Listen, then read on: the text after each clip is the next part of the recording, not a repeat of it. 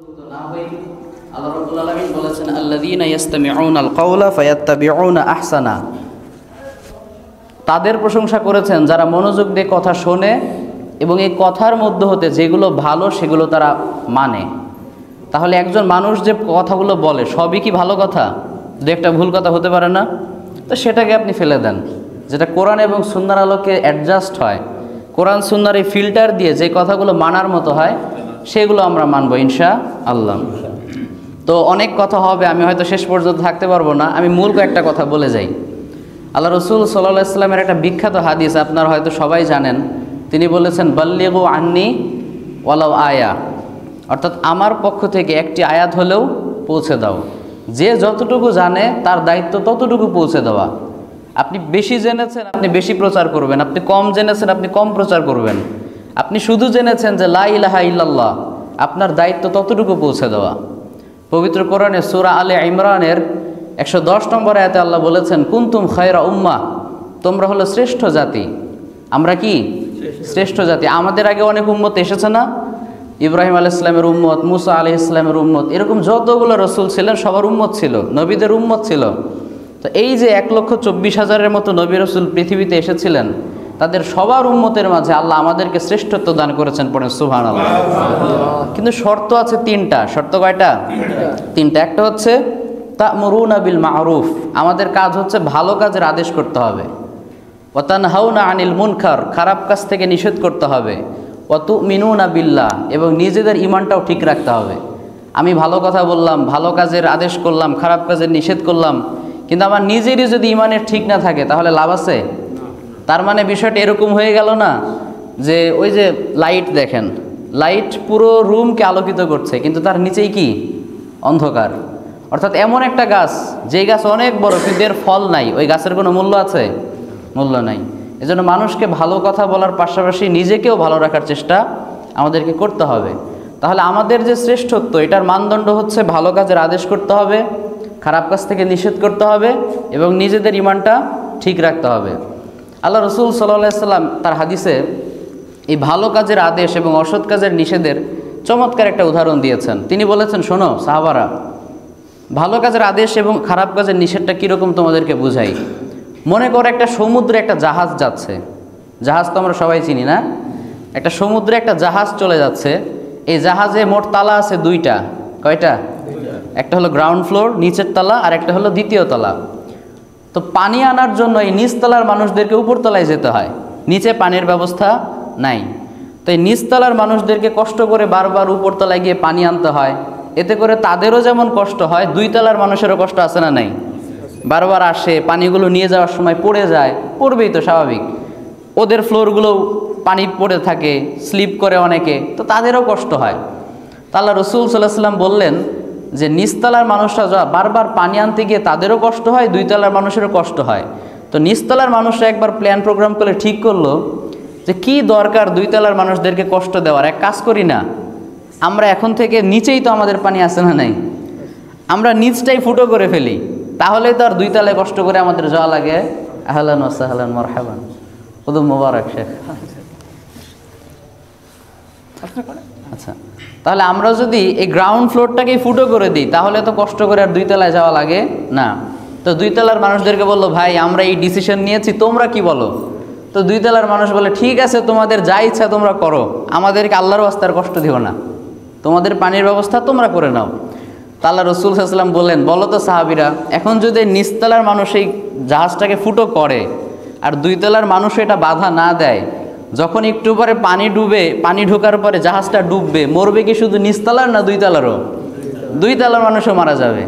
তা আমরা নিজেরা যদি শুধু ইসলাম মানি, অন্যদেরকে না বুঝাই, তাহলে আমাদের অবস্থা হবে ঠিক সেই রকম। কারণ আল্লাহ যখন আযাব আর গজব প্রেরণ করে তখন আলেম আর জালেম কোনো বাছ বিচার হয় না, যারা থাকে সবাই মরে। এজন্য আমাদেরকে ভালো কাজের আদেশ করতে হবে, অসৎ কাজের নিষেধ করতে হবে এবং নিজেদের ঈমানটাকে তাজা রাখতে হবে। আল্লাহ আমাদের কবুল করুক, আমরা সবাই পড়ি আমিন। তো আরও অনেক কথা হবে, আমি সব বলতে পারছি না, সংক্ষেপে আরেকটা কথা বলে দিই। তো আমরা যে মানুষদেরকে ইসলামের পথে ডাকবো, এই ডাকার একটা মূলনীতি বলে আমি শেষ করে দিই, কি বলেন? না এখনই শেষ করে দিব?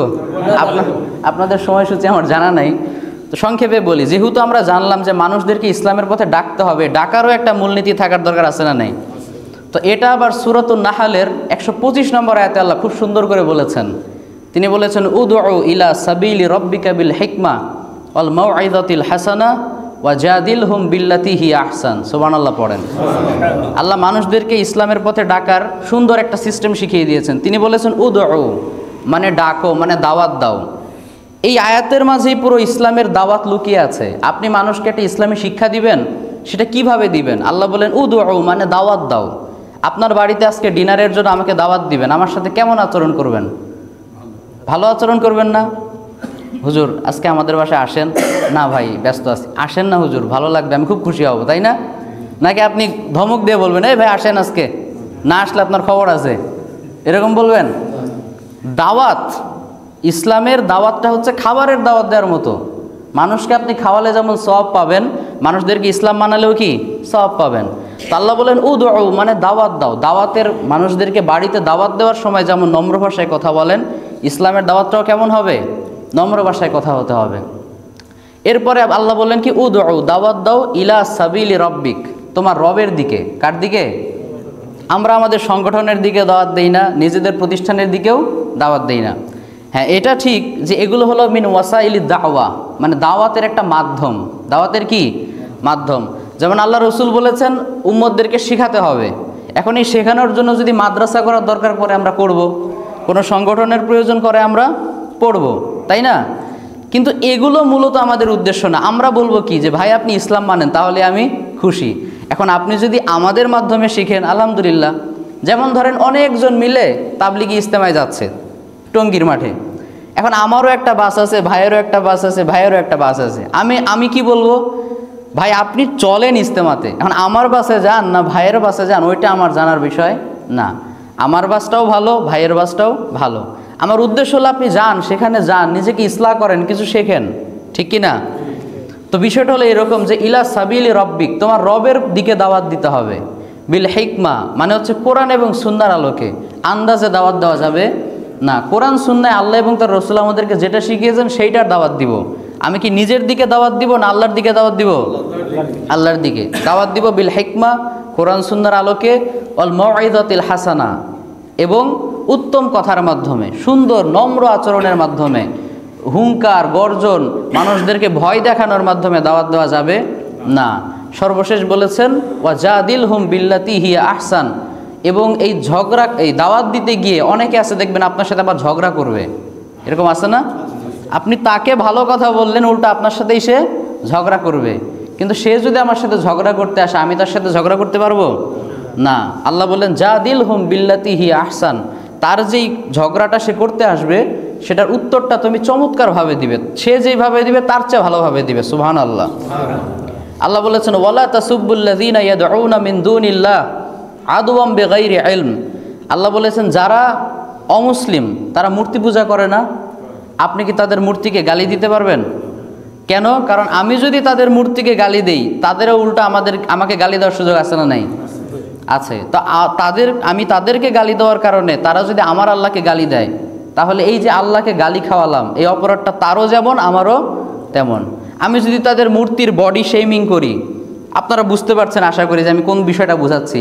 আপনি বললেন যে তোমাদের ভগবানের এইরকম সব কেন, বা আপনি তাদের ভগবানকে নিয়ে ঠাট্টা করলেন। এখন যদি সে একবার বলে বসে আমি যার ইবাদত করি, যার পূজা করি, তাকে তো তাও দেখা যায়, তোমার আল্লাহ তো ভয়ে সামনেই আসে না, নাউজুবিল্লাহ, এরকম বলতে পারে কি পারে না?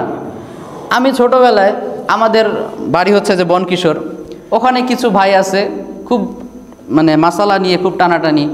একজন যদি বুকে হাত বাঁধার কারণে, বিষয়টা বোঝেন, একজন নামাজে বুকে হাত বেঁধেছে, আপনি যদি তাকে মনে করেন যে একটা খারাপ কিছু ইঙ্গিত করলেন, এখন আরেকজন যখন নাভির নিচে বেঁধেছে, সে তাকে খারাপ ইঙ্গিত করতে পারবে না? পারবে কি না? তো এই যে বিষয়গুলো আমাদেরকে এগুলো মাথায় রাখতে হবে প্রিয় ভাইয়েরা। তাহলে আমরা যখন আল্লাহ রাস্তায় দাওয়াত দিব, প্রথম হচ্ছে বিল হিকমা কোরআন সুন্নাহর আলোকে, ওয়াল মাউইযাতিল হাসানা সুন্দর পরামর্শের মাধ্যমে। আর যদি এই দাওয়াত দিতে গিয়ে আমার বিরুদ্ধে কোনো কথা আসেই, সেটাকে আমরা নিজেদের গায়ে লাগাবো না। একটা শায়েখের কথা শুনেছিলাম, ওই শায়েখ একবার অস্ট্রেলিয়া বাড়ি তার, ওই শায়েখ একবার তার মসজিদের উন্নতির জন্য এক বড়লোকের কাছে গিয়েছে ডোনেশন চাইতে। তো সেই বড়লোক হয়তোবা কোনো একটা কারণে ওই সময় রেগেছিল, লাগিয়ে দিয়েছে একটা থাপ্পড়, লাগিয়ে দিয়েছে কি এরকম অনেকে আছে না, ক্ষমতার দাপটে হুজুরদের সাথে খারাপ আচরণ করে, হয়তো বা ব্যক্তিগত কোনো কারণে রেগেছিল, তখন ওই শেখ চমৎকারভাবে বলেছিলেন, ভাই হয়তো বা আমার ব্যবহারে আপনি কষ্ট পেয়েছেন, এটা আমার প্রাপ্য আমাকে বুঝিয়ে দিয়েছেন, এবার আল্লাহর প্রাপ্যটা আল্লাহকে বুঝিয়ে দেন। সুবহানাল্লাহ। মানে আমি আপনার কাছে এই যে ডোনেশন চাইতে এসেছি, হয়তো আমার ব্যবহারে আপনার কাছে খারাপ লেগেছে, এজন্য আপনি আমার সাথে রাব ব্যবহার করেছেন, এটা আমার প্রাপ্য, তা আমি যে আল্লাহর জন্য চাইতে আসলাম ওইটা দিবেন না। আল্লাহু আকবার। তাহলে এই যে দাওয়াতি কাজের এগুলো আমরা যেন ব্যক্তিগতভাবে না নিই। পারা যাবে তো ইনশাআল্লাহ? তারও অনেক কথা হবে। তো আর সর্বশেষ কথা বলি যে লা ইয়াহদি আল্লাহু বিকা রাজুলান ওয়াহিদান খায়রুল লাকা মিন হুমরিন নাআম। আপনার এই দাওয়াতি কাজের মাধ্যমে একটা মানুষও যদি হেদায়েত পায়, আল্লাহ রাসূল সাল্লাল্লাহু আলাইহি ওয়াসাল্লাম বললেন, আরব দেশের সবচাইতে দামি যে উট, লাল কপালওয়ালা উট, বর্তমানে ধরেন BMW, মার্সিডিজ বা ল্যাম্বরগিনি এরকম দামি দামি গাড়ি, বা ধরেন একটা ইয়ামাহা R15, বুঝতে পেরেছেন? এইরকম দামি একটা গাড়ি পাওয়ার মতো সৌভাগ্য আল্লাহ আপনাকে বানিয়ে দেবেন। সুবহানাল্লাহ। ওই মানুষ যতদিন আমল করবে ততদিন এই সওয়াব আপনিও পাবেন, তার আমল থেকে কোনো কমানো হবে না। আমাদের মোবাইলে ব্লুটুথ আছে না, আবার শেয়ার ইট আছে না, শেয়ার ইট আছে, ব্লুটুথ আছে। তা আমি যদি ব্লুটুথের মাধ্যমে একটা ভিডিও আপনার মোবাইলে আমি সেন্ড করলাম, শেয়ার করলাম, তাহলে আমার মোবাইলে যে ফাইলটা আছে ওটা আপনারটা তো যাবে না। তো আমি ধরেন 5 মিনিটের একটা ভিডিও ব্লুটুথের মাধ্যমে আপনার মোবাইলে দিয়ে দিলাম, তাহলে আমার 5 মিনিটের ভিডিও তো 2.5 মিনিট হয়ে যাবে নাকি? 2 মিনিট হয়ে যাবে না? 5 মিনিটের ভিডিও 5 মিনিটই থাকবে, আমারটাতেও থাকবে আপনারটাতেও, সেম ভিডিও আমারটাতেও আপনারটাতেও। তা আমরা মানুষরা যদি এই টেকনোলজি আবিষ্কার করতে পারি, অনেকে বলে যে এটা আবার কেমন কথা, সেও যেই সওয়াব পাবে আমাকে আল্লাহ সেই সওয়াব দিবে, আবার কারো সওয়াবে ঘাটতি হবে না। আরে ভাই, মানুষের টেকনোলজিতে এর চেয়ে সুপার পাওয়ার, কি বলেন? আমার মোবাইলেও সেম ভিডিও, আপনার মোবাইলেও সেম ভিডিও, ফাইল সাইজ এক, সব এক। তা আমরা যদি পারি, আল্লাহ পারবে না? অবশ্যই পারবে ইনশাআল্লাহ। তো আমরা যেন মানুষদেরকে ইসলামের পথে দাওয়াত দেওয়ার চেষ্টা করি, এবং এই যে আমি আপনাদেরকে শেখালাম যে দাওয়াত দিতে হবে, আমার এই কথা শুনে আপনারা যত মানুষকে দাওয়াত দিবেন এই সব কিন্তু আমিও পাবো। সুবহানাল্লাহ বিহামদি। তো আমরা যেন আল্লাহর সাথে বিজনেস করতে পারি, পারা যাবে তো ইনশাআল্লাহ? আপনাদের এলাকায়, সর্বশেষ কথা বলে শেষ করে দিই, আপনাদের এলাকায় যদি কোনো বেনামাজিকে দেখেন, কষ্ট পাবেন না খুশি হবেন? আমি কিন্তু মাঝে মাঝে খুশি হই, কথা বুঝতে পেরেছেন? একটা বেনামাজিকে আমি যখন দেখি না, তখন আমি কষ্ট তো অবশ্যই পাই যে আমার মুসলিম ভাই সে নামাজ পড়ছে না, কিন্তু আমি মাঝে মাঝে খুশি হই, কেন জানেন? কাস্টমার পাওয়া গেছে। কি পাওয়া গেছে? ওই ডেস্টিনি দেখছেন না, ছোটোবেলায় আমরা অনেক দেখেছি, ছোটোবেলায় ডেস্টিনি ওরা করতো কি, যতজনকে তাদের ইয়েতে আনতে পারবে একটা পার্সেন্টেজ সওয়াব আছে না, তো ডেস্টিনিতে তো একটা পার্সেন্টেজ দেয়, হয়তো ধরেন 10%, 20%, কিন্তু আল্লাহ কি এরকম দিবে না, ফুল 100%ই দিবে, ফুল 100% দিবে। তো একটা বেনামাজিকে দেখা মাত্র আমাদের আনন্দ লাগা উচিত যে একটা কাস্টমার পেয়েছি, তাকে যদি কোনো মতে বুঝিয়ে সুঝিয়ে একবার নামাজ ধরাতে পারি, সারা জীবন যত নামাজ পড়বে সব সবকে পাবে, আমি পেয়ে যাব, তাই না? তো এইরকম বিজনেস মাইন্ডসেট আমাদের লাগবে প্রিয় ভাইয়েরা, আমরা যেন আল্লাহর সাথে বিজনেস করতে পারি। আল্লাহ আমাদেরকে সেই তৌফিক দান করুক, আমরা পড়ি আমিন। ডেস্টিনির লোকেরা যখন আমাদের কাছে আসতো, বলতো ভাই আমাদের এখানে নাম লেখান, আপনি রাগ করতেন না? ভাই জানতো। আবার অনেক ব্যাংকের কর্মকর্তারা আসেন আমাদের কাছে, আমাদের এখানে এই সুবিধা ওই সুবিধা, আমরা কত রাব ব্যবহার করি, ওরা কি রেগে যায়? তো আল্লাহ কি ওকে মাটি দিয়ে না বানিয়ে বালু দিয়ে বানিয়েছে নাকি? ওর ভিতরে রাগ নাই? ওয়াইফের সাথে ঝগড়া হয় না? বাচ্চা কাচ্চাদের উপর রাগ দেখায় না? আপনার উপর রাগে না কেন? কারণ ওই যে বিজনেস মাইন্ডসেট, যে যতই আমার উপর খারাপ ব্যবহার করুক, কোনো মতে বুঝিয়ে সুঝে একবার যদি ঢুকাইতে পারি কমিশন পেয়ে যাব। তো আপনি একটা মানুষকে বুঝাতে যাবেন, সে আপনার উপর রাগ করবে, অনেক কিছু করবে, কিন্তু ওই বিজনেস মাইন্ডসেট যদি আপনার থাকে, আপনারা তখন রাগ হবে না, বরং আল্লাহর জন্য আপনি এই যে কথা শুনছেন ওই জন্য আপনার ভালো লাগবে যে আল্লাহ তোমার জন্য আমি কথা শুনছি, তুমি এর বিনিময়ে আমাকে দান করো। সুবহানাল্লাহ বিহামদি। তাহলে আজকে কথার মূল সারাংশ হচ্ছে প্রিয় ভাইয়েরা, আমরা যেটা জানি সেটা যেন পৌঁছে দেই, এবং পৌঁছে দেওয়ার ক্ষেত্রে আমরা যেন এক্সট্রিম পর্যায়ে না চলে যাই, প্রান্তিকতায় না চলে যাই, নম্র ভাষায় দাওয়াত, মানুষকে খাওয়ার জন্য যেভাবে দাওয়াত দিই সেভাবে যেন ইসলামের দাওয়াতগুলো দিতে পারি। আল্লাহ আমাদেরকে সেই তৌফিক দান করুক, আমরা সবাই পড়ি আমিন।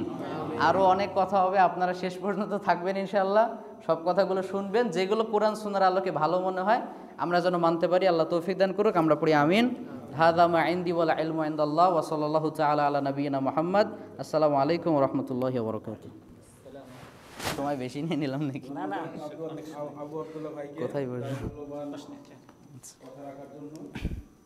এবারে আমাদের সামনে কথা নিয়ে আসছেন আমাদের মানুষের ইউনিয়নের সম্মানিত নায়েবে আমির আমাদের জামাত ইসলামের নায়েবে আমির মোহাম্মদ আরিফুল ইসলাম, আমাদের বড় ভাই উপরে বসেন বসি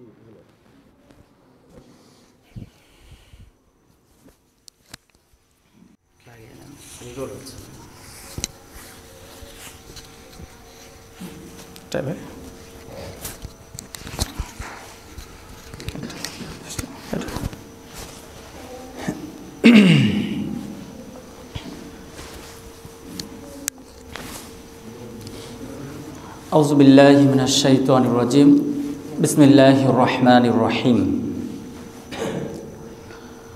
বাংলাদেশ জামাত ইসলামী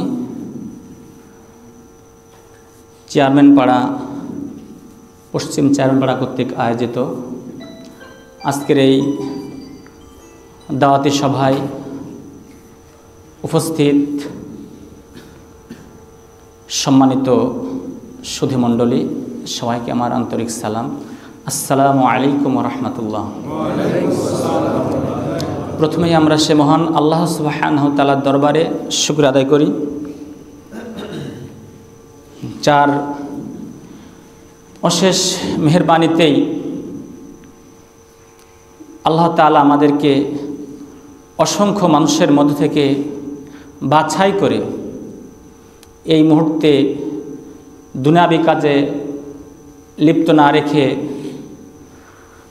তারই ঘরে বসে জান্নাতের বাগানে কোরআন এবং হাদিসের কথা বলার এবং শোনার যে সুযোগ সৌভাগ্য আল্লাহ তাআলা আমাদেরকে দান করলেন, এর জন্য সে মহান আল্লাহ সুবহানাহু ওয়া তাআলার দরবারে আমরা সকলে শুকর আদায় করি, সকলেই পড়ি আলহামদুলিল্লাহ। অতঃপর আল্লাহ করে দরুদ ও সালাম ও শান্তির ধারা অবতীর্ণ হোক বিশ্ব মানবতার মুক্তির দূত, বিশ্ব মানবতার মহান শিক্ষক, বিশ্ব মানবতার মহান নেতা, যার অক্লান্ত পরিশ্রমের মাধ্যমে আমরা ইসলাম নামক একটি শান্তির মুক্তির পথ পেয়েছি, সে রসুলের প্রতি দরুদ পড়তে গিয়ে সকলেই পড়ি সাল্লাল্লাহু আলাইহি ওয়াসাল্লাম। যুগে যুগে কালে কালে যারা ইসলামকে, ইসলামী আন্দোলনকে প্রতিষ্ঠা করতে গিয়ে নিজেদের জীবনের শ্রেষ্ঠ সম্পদ, জীবনকে আল্লাহর রাস্তায় বিলিয়ে দিয়েছেন, তাদেরকে যেন আল্লাহ তাআলা শাহাদাতের সর্বোচ্চ মর্যাদা দান করেন। সকল বলেন আল্লাহুম্মা আমিন। যারা আজকে জেলখানায় মানবতার জীবনযাপন করছেন, তাদের মুক্তি কামনা করছি। অসুস্থ আহত পঙ্গুত্ব ভাইদের সুস্থতা কামনা করেই আমি আপনাদের সামনে কয়েকটি বিষয়ে দিক নির্দেশনামূলক আলোচনা রাখবো ইনশাআল্লাহ। ওমা তৌফিকি ইল্লা বিল্লাহ, আলাইহি তাওয়াক্কালতু ওয়া আলাইহি উনীব। আল্লাহ তাআলা আমাদেরকে কেন সৃষ্টি করেছেন, আল্লাহ তাআলা আমাদেরকে দুনিয়াতে কি দায়িত্ব দিয়ে পাঠিয়েছেন, এবং আমাদেরকে আবার আল্লাহ তাআলার কাছে ফিরে গিয়ে আমাদেরকে জবাবদিহি করতে হবে।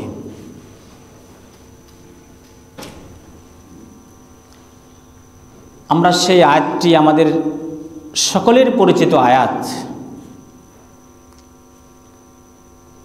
সূরা যারিয়াতের ৫৬ নম্বর আয়াত। আল্লাহ সুবহানাহু ওয়া তাআলা বলছেন, ওমা খলাকতুল জিন্না ওয়াল ইনসা ইল্লা লিয়াবুদুন। আল্লাহ সুবহানাহু ওয়া তাআলা বলছেন, নিশ্চয়ই আমি মানুষ এবং জিনকে শুধুমাত্র কেবলমাত্র আমার ইবাদত করার জন্যই, আমার হুকুম পালন করার জন্যই সৃষ্টি করেছি, অন্য কোনো উদ্দেশ্যে সৃষ্টি করি নাই। তাহলে আমাদেরকে আল্লাহ তাআলা সৃষ্টি করেছেন তার ইবাদত করার জন্য। তাহলে ইবাদতটা আমাদেরকে জানতে হবে, বুঝতে হবে ইবাদতটা কি। ইবাদত হচ্ছে আল্লাহ তাআলার হুকুম পালন করার নামই হচ্ছে ইবাদত। আল্লাহ তাআলার সকল হুকুম পালন করার নামই হচ্ছে কি? ইবাদত। আমরা নামাজ পড়ি কার হুকুমে? আল্লাহর হুকুমে। এটা কি ইবাদত। আমরা হজ করি কার হুকুমে? আল্লাহর হুকুমে। এটা কি? ইবাদত। আমরা রোজা রাখি কার হুকুমে? আল্লাহর হুকুমে। এটা কি? ইবাদত। আমরা জিহাদ করি কার হুকুমে? এটা কি? ইবাদত। আমরা যুদ্ধ করি কার হুকুমে? আল্লাহর হুকুমে। আমরা জামাত করি কার হুকুমে? এটা কি? ইবাদত। তাহলে আল্লাহ তাআলার সকল হুকুম পালন করার নামই হচ্ছে ইবাদত। আল্লাহ তাআলার কিছু হুকুম মানব আর কিছু মানব না, এটা ইবাদত হবে না। আল্লাহ তাআলা কোরআনে কি বলছেন? আফা তুমিনুনা বিবাদিল কিতাবি ওয়া তাকফুরুনা বিবাদ। আল্লাহ তাআলা কি বলছেন? যে যারা আমার কিতাবের কিছু অংশ মানে, কিছু মানে না, অমান্য করে, এদের কি হবে? দুনিয়ার জীবনের শাস্তি হচ্ছে লাঞ্ছনা, গঞ্জনা, অপমান, আর পরকালে রয়েছে কি? আযাবান শাদীদা, কঠিন শাস্তি পরকালে রয়েছে। তাহলে আজকে আমরা মুসলমান ইবাদত করি আমরা ইচ্ছা মতো, আনুষ্ঠানিক কিছু ইবাদত করি যেগুলো আমাদের ভালো লাগে, সহজ, কোনো বাধা আসবে না, কষ্ট আসবে না, দুঃখ আসবে না, জেল জুলুম আসবে না, শরীরে রক্ত ঝরবে না, এ সমস্ত আল্লাহ তাআলার হুকুমগুলো পালন করি না। আমরা শুধু সহজ কিছু আনুষ্ঠানিক আমরা ইবাদত করি, ইবাদত করে মনে করি যে আমরা খাঁটি মুসলমান। কিন্তু না, আপনার আমার এসএসসি সাবজেক্ট 10টি, আপনি যদি মনে করেন যে ইংরেজি খুব ভালো সাবজেক্ট, অঙ্ক খুব ভালো সাবজেক্ট, 2টা বিষয়ে আপনি খুব ভালো লেখাপড়া করলেন, ভালো করলেন, 2টা বিষয়ে আপনি পাশ করলেন, 8টা বিষয়ে ফেল করলেন, আপনার পাশ হবে? পাশ আপনাকে 10টা বিষয় পাশ করতে হবে। তো আপনাকে আমাকে আল্লাহ তাআলার কোরআনে যে আদেশ এবং নিষেধ উভয়টাই পালন করতে হবে। আমরা আল্লাহর যে কাছে আদেশ করেছেন, আল্লাহ তাআলার আদেশ পালন করলে আপনার আমার পুরে কি বাধা আসবে না। যদি মানুষকে আমরা শুধু আল্লাহর বাণীর উপদেশ দিই, আদেশ দিই, বাধা আসবে না। যখনই আমরা কি অন্যায় কাজে বাধা দেব, তখনই কি হবে? আপনার আমার পুরে বাধা আসবে, আঘাত আসবে। আল্লাহ তাআলা কোরআনে বলছেন, কি বলছেন? কুনতুম খায়রা উম্মাতিন উখরিজাত লিন-নাস তা'মুরুনা বিল মারুফ ওয়া নাহয়ুনা আনিল মুনকার। আল্লাহ তাআলা কি বলছেন? তোমরাই শ্রেষ্ঠ উম্মাত, শ্রেষ্ঠ জাতি, শ্রেষ্ঠ দল। তোমাদেরকে সৃষ্টি করা হয়েছে, বেরই করা হয়েছে মানব জাতির কল্যাণের জন্য, শান্তি মুক্তির জন্য। তোমরা মানুষকে সৎ কাজে, নেক কাজে, ভালো কাজে আদেশ দিবে, আর অন্যায় কাজে করবে বাধা দিবে, নিষেধ করবে, প্রতিরোধ করবে। আপনি আমি যদি সৎ কাজের আদেশ দিই মানুষকে, কেউ কিছু বলবে না আপনাকে আমাকে। যখনই আপনি অন্যায়ের বিরুদ্ধে কথা বলবেন, অন্যায়ের প্রতিবাদ প্রতিরোধ গড়বেন, তখনই আপনার উপরে বাধার স্টিম রুলার চলে আসবে আপনার আমার উপরে। যেভাবে আল্লাহ রসুলের উপরে, সাহাবিদের উপরে, নবীগণের উপরে যুগে যুগে কালে কালে বাধার স্টিম রুলার এসেছে। আজকে বাংলাদেশে বহু ইসলামী দল আমরা দাবি করি, কিন্তু আল্লাহ তাআলার অসংখ্য হুকুম আমরা পালন করি না। শুধু কয়েকটি হুকুম পালন করে মনে করি আমরা খাঁটি মুসলমান হয়ে গেছি। আল্লাহ রসুল পৃথিবীর সবচেয়ে সেরা মানুষ, আল্লাহর পরেদার স্থান। তিনি কোরআনের দাওয়াত দিতে গিয়ে তায়েফের ময়দানে তার শরীর দিয়ে রক্ত ঝরেছে, রক্তাক্ত করা হয়েছে, বেহুশ হয়ে গেছে তিনি। তার কি অপরাধ ছিল? তিনি ছিলেন নিষ্পাপ। তাহলে আমি সেই রসুলের উম্মত, সেই রসুলের অনুসারী। আপনি আমি কোরআনের দাওয়াত দিচ্ছি, আপনাকে আমাকে আঘাত করা হচ্ছে না, আপনাকে আমাকে বাধা দেওয়া হচ্ছে না। তাহলে বুঝতে হবে আমি রসুলের প্রকৃত উম্মত, অনুসারী হতে পারি নাই। এজন্য আজও যারা পৃথিবীতে যারা ইসলামী আন্দোলন করছে, সংগ্রাম করছে আল্লাহর দ্বীন কায়েমের জন্য, এদের উপর দেখবেন বাধার স্টিম রুলার সারা পৃথিবীতেই চলছে। যেভাবে রসুলের উপর চলেছে, সাহাবীদের উপর চলেছে, কিয়ামতের আগ পর্যন্ত চলতে থাকবে। হক বাতিলের যুদ্ধ, লড়াই, সংঘর্ষ চলতেই থাকবে। যদি আপনি হকের পক্ষে থাকেন, হকের দাওয়াত দেন। আপনি সুবিধাবাদ জিন্দাবাদ হন, মুনাফিক চরিত্রের হন, কিছু মানবেন কিছু মানবেন না, তাহলে আপনি সবাই ভালোবাসবে। বাতিলেরা আপনাকে জামাইয়ের আদরে খাওয়াবে, দাওয়াত দেবে, কারণ বাতিলে হাত লাগবে না তাদের। আপনি যখনই বলবেন এই জমিনে আল্লাহর আইন চলবে, আল্লাহর মানুষের আইনকে উৎখাত করার জন্য আপনি আন্দোলন করতে যাবেন। যারা আজকে কুফরি আইন তৈরি করে প্রতিষ্ঠা করে যা রেখেছে, তারা আপনাকে আমাকে ছেড়ে দেবে না। বাংলাদেশ জামাত ইসলামের কি অপরাধ? তারা তো আল্লাহর আইন চায়, আল্লাহর দিন কায়েম করতে চায়। তারা আজ তাদেরকে জেল, জুলুম, ফাঁসি, অসংখ্য ভাইকে তারা আজকে বাড়ি ছাড়া, ঘর ছাড়া, খুন, গুম, হত্যা করা হচ্ছে। কি অপরাধ তাদের? তাতে একটি তাদের কথা, তারা আল্লাহর প্রতি ঈমান এনেছে, আল্লাহর বাণী প্রচার করে, কোরআনের দাওয়াত দেয়। আল্লামা দেওয়ার সাইন্সে কি অপরাধ ছিল বলেন? কোন অপরাধ ছিল? তার একটি অপরাধ ছিল, এই বাংলার এই জমিনে কোরআনের রাজ, কোরআনের শাসন, আল্লাহর দিন তিনি কায়েম করতে চেয়েছিলেন। এটাই তার অপরাধ ছিল। এই জন্য তাকে 13 বছর জেলখানায় মানবতার জীবনযাপন করতে হলো, তাকে শেষ পর্যন্ত তাকে শহীদ করা হলো। এই জন্য আপনি আমি যখনই আল্লাহ তাআলার সকল হুকুম পালন করতে যাব, তখনই আপনার আমার পরে অসংখ্য বাধা আপনার আমার জীবনে আসতেই হবে। যেভাবে রাসূলের জীবন এসেছে, সাহাবীদের জীবন এসেছে, অসংখ্য নবীকে হত্যা করা হয়েছে, তার কওমের লোকেরা নবীদেরকে হত্যা করেছে। তাদের কি অপরাধ ছিল? কোনো অপরাধ ছিল না। একটি অপরাধ ছিল, তাদের আল্লাহর দ্বীনের দাওয়াত দেওয়া। এজন্য আমি উদাত্ত আহ্বান রাখবো যে আল্লাহ তাআলা আমাদের সৃষ্টি করেছেন আল্লাহ তাআলার হুকুম পালন করার জন্য, আল্লাহ তাআলার সকল হুকুম পালন করার জন্য সৃষ্টি করেছেন। অন্য কোনো উদ্দেশ্যে আল্লাহ তাআলা আপনাকে আমাকে সৃষ্টি করেন নাই। এজন্য ইচ্ছা মতো কিছু হুকুম মানবো আর মানবো না, তাহলে আমাদের দুনিয়ার জীবন হবে লাঞ্ছনা, গঞ্জনা, অপমানের। পরকালে রয়েছে আপনার আমার জন্য কঠিন শাস্তি, পরকালে রয়েছে। এজন্য আল্লাহ তাআলা কি বলেছেন? ইয়া আইয়ুহাল্লাযীনা আমানু দুখুলু ফিস সিলমি কাফা। হে ঈমানদারগণ, তোমরা পুরোপুরি ইসলামে প্রবেশ করো। তোমরা শয়তানের পদাঙ্ক অনুসরণ করো না। শয়তান তোমাদের প্রকাশ্য দুশমন। এজন্য ইসলাম আমাদেরকে পুরাপুরিভাবে মেনে চলতে হবে। আল্লাহকে এবং আল্লাহ রসুলকে আমাদের মেনে চলতে হবে। আল্লাহ তাআলার আনুগত্য করতে হবে, রসুলের আনুগত্য করতে হবে। এর নাম হচ্ছে ইসলাম। ইসলাম মানে কি? ইসলাম অর্থ কি? ইসলাম অর্থ হচ্ছে আনুগত্য করা, আল্লাহ তাআলার আদেশ নিষেধ পালন করার নাম হচ্ছে ইসলাম। ইসলাম মানে কি? স্যালেন্ডার হওয়া, আত্মসমর্পণ করা, আল্লাহ তাআলাকে মান্য করা, মেনে চলা, আল্লাহ তাআলার আদেশ নিষেধ পালন করার নাম হচ্ছে ইসলাম। আর ইসলাম মানলে শান্তি পাওয়া যায়। ইসলাম মানে শান্তি না, ইসলাম মানে শান্তি না। ইসলাম মানে আত্মসমর্পণ, স্যালেন্ডার, আনুগত্য, এর নাম হচ্ছে ইসলাম। আর ইসলাম মানলে শান্তি পাওয়া যাবে। ইসলাম মানলে শান্তি পাওয়া যাবে। যদি আমরা ব্যক্তি জীবনে ইসলাম মানি, শান্তি পাবো। পরিবার জীবনে ইসলাম মানি, শান্তি পাবো। সামাজিক জীবনে যদি আমরা ইসলাম মানি, শান্তি পাবো। রাষ্ট্রীয় জীবনে ইসলাম মানি, আমরা শান্তি পাবো। এজন্য ইসলাম মানলেই কেবল শান্তি আসতে পারে।